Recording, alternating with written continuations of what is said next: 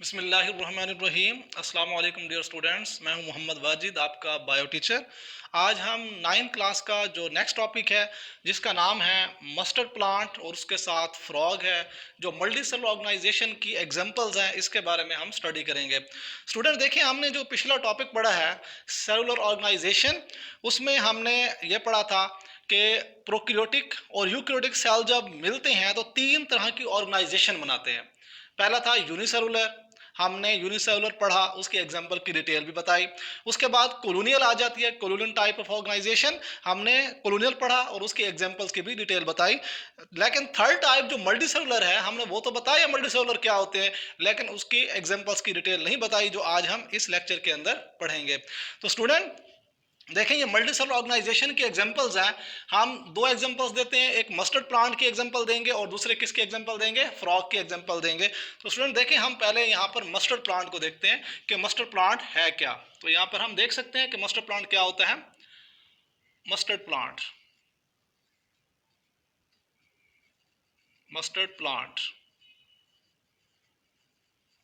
तो पहले हम मस्टर्ड प्लांट का साइंटिफिक नेम देखते हैं कि इसका साइंटिफिक नेम क्या होता है। मस्टर्ड प्लांट का scientific name, scientific name. Student देखें, मस्टर्ड प्लांट का जो साइंटिफिक नेम होता है वो होता है brassica campestris, brassica campestris. Student ये साइंटिफिक नेम है। साइंटिफिक नेम की डिटेल आप 9th क्लास का जो बायो अभी जो पढ़ रहे हैं इसके 3rd चैप्टर में पढ़ेंगे आप कि साइंटिफिक नेम किस तरीके से रखे जाते हैं। लेकिन यहाँ पर अभी आप यही याद रखेंगे कि जो मस्टर्ड प्लांट होता है इसको उर्दू में क्या कहते हैं, सरसों का पौधा। इसको इसका जो साइंसी नाम होता है वो क्या होता है, ब्रासिका कंपेस्ट्रिस होता है। अच्छा, अब हम देखते हैं कि ये कब बोया जाता है और ये बीज कब देता है। देखें, सॉन, ठीक है ना, स्टार्ट, यानी कि इसको बोया जाता है। कब बोया जाता है, विंटर, यानी कि विंटर के स्टार्ट में, ठीक है ना। स्टार्ट यानी कि sown start in winter. Winter किसे कहते हैं, सर्दियों को।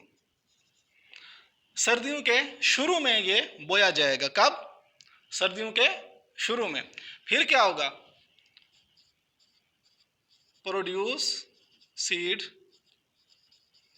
At the end of winter. जब सर्दियों का एंड होगा, खत्म होने वाली होंगी, उस वक्त ये क्या प्रोड्यूस करता है, सीड्स, मतलब अपने बीज पैदा करता है। तो कब बोया जाता है, सर्दियों के शुरू में, ठीक। सीड कब पैदा करता है, सर्दियों के एंड में, आखिर में। देखें, जो एंड ऑफ विंटर ये सीड पैदा करता है, ठीक, और उससे हम क्या निकालते हैं, एक्सट्रैक्टिंग ऑयल निकालते हैं, मतलब सरसों का तेल निकालते हैं, ठीक है। तो स्टूडेंट नेक्स्ट हम इसका देखते हैं, इसके जो यूज है। ज़्यादातर एग्जाम के अंदर इसके 2 यूजेस पूछता है, जो इसके अंदर मौजूद है बुक के अंदर। वो कौन कौन से यूजेस हैं हम यहाँ पर देखते हैं। देखें, हम इसको यूज करते हैं, इसका जो बॉडी है ना, प्लांट बॉडी है, हम इसको सब्जियों के तौर पर। अब ये सब्जी हम इससे कौन सी लेते हैं, साग। जिस तरह हम सर्दियों के मौसम में साग का इस्तेमाल करते हैं, बेसिकली वो इसके बॉडी पार्ट्स होते हैं, किसके, मस्टर्ड प्लांट के। तो plant body are used, plant body are used for vegetables. किस लिए हम इस्तेमाल करते हैं,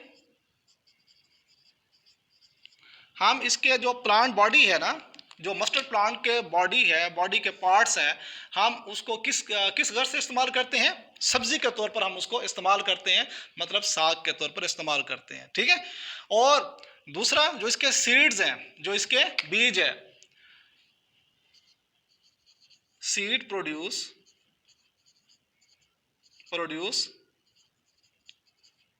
एक्सट्रैक्टिंग ऑयल, ठीक है ना। कौन सा ऑयल पैदा करता है, सरसों का तेल।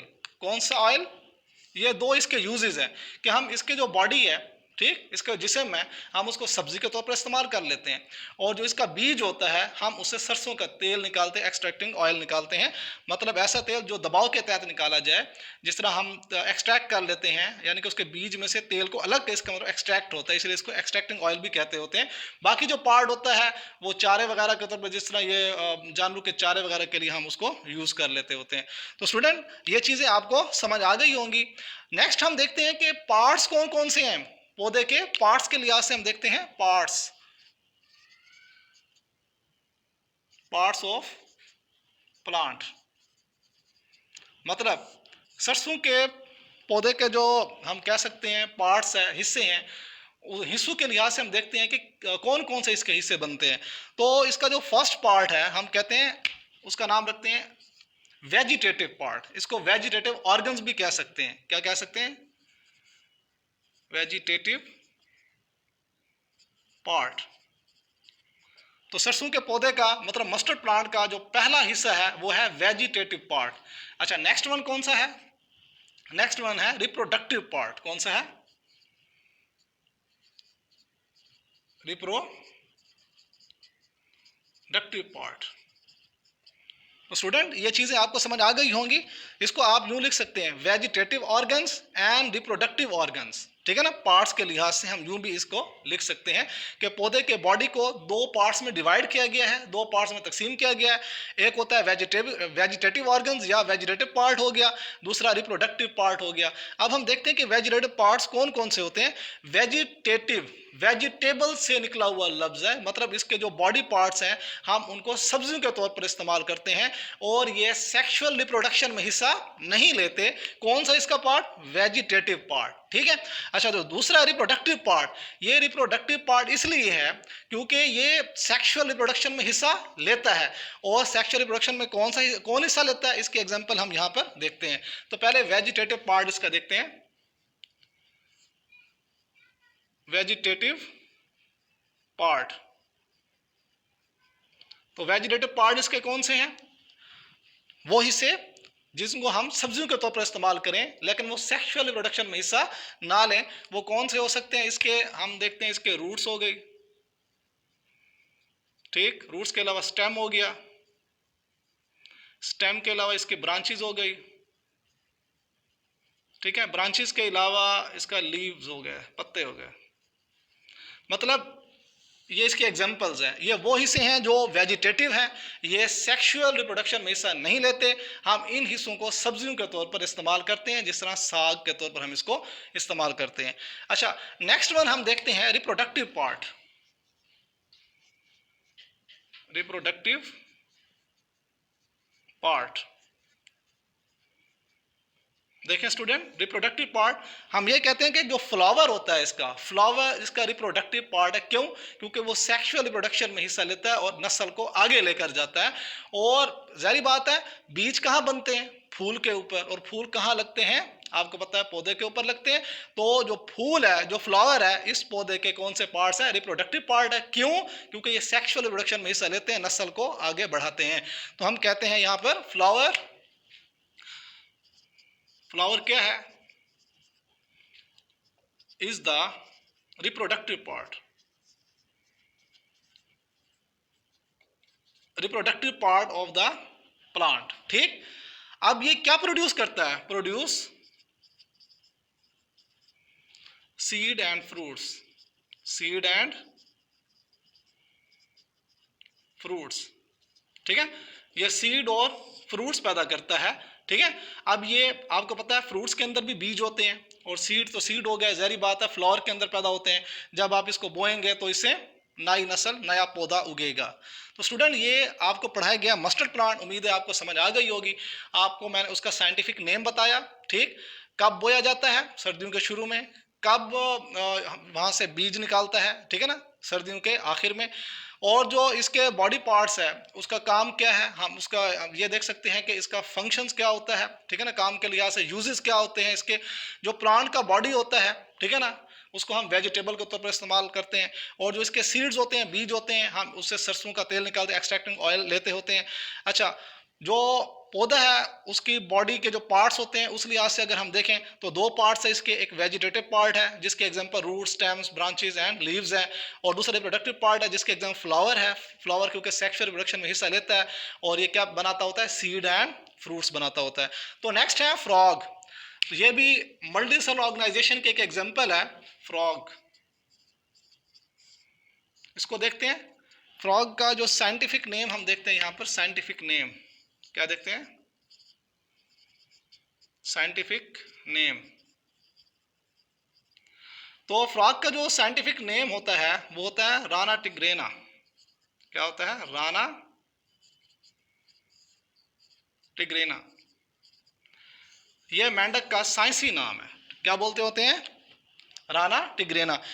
तो मेंढक के अंदर ही मल्टी सेलुलर ऑर्गेनाइजेशन होती है। मल्टी सेलुलर ऑर्गेनाइजेशन में आपने खुद पढ़ा है कि जब सेल जुड़ते हैं तो क्या बन जाता है, टिश्यू, टिश्यू से ऑर्गन, ऑर्गन से ऑर्गन सिस्टम, फिर ऑर्गन सिस्टम से इंडिविजुअल। तो यहाँ पर फ्रॉग खुद एक इंडिविजुअल है, एक फर्द है, ठीक है, अपने स्पीशीज का एक फर्द है। कौन है, फ्रॉग। अब ये फ्रॉग किससे मिलकर बना हुआ है, मल्टी सेलुलर ऑर्गेनाइजेशन से मिलकर बना हुआ है। हम यहाँ पर लिख सकते हैं, ये देखें फ्रॉग किससे बना हुआ है। पहले सेल, सेल जब जुड़ते हैं तो क्या बन जाते हैं, टिश्यूज, टिश्यूज के बाद क्या, ऑर्गन, ऑर्गन के बाद क्या बनता है, ऑर्गन सिस्टम, ऑर्गन सिस्टम्स। अब ये ऑर्गन सिस्टम्स ये जब जुड़ते हैं तो एक इंडिविजुअल जिसका नाम फ्रॉग है ये बन जाता है। तो हम यहाँ पर देख सकते हैं कि फ्रॉग के अंदर भी मल्टी सेलुलर ऑर्गेनाइजेशन होती है। तो स्टूडेंट आपने यहाँ पर ये सीखा है कि फ्रॉग के अंदर मल्टी सेलुलर ऑर्गेनाइजेशन होती है। ये आपका लास्ट टॉपिक था। आप इसका प्रैक्टिकल जब करेंगे, प्रैक्टिकल के अंदर आप इसके मज़ीद पार्ट्स देखेंगे। तो स्टूडेंट ये आपका चैप्टर फर्स्ट का लास्ट टॉपिक क्लियर हो गया है। इंशाल्लाह हम नेक्स्ट इसकी एक्सरसाइज भी स्टार्ट करेंगे और नेक्स्ट इंशाल्लाह नेक्स्ट जो चैप्टर है, सेकंड चैप्टर, वो भी स्टार्ट करेंगे इंशाल्लाह। तब तक के लिए अल्लाह हाफिज़।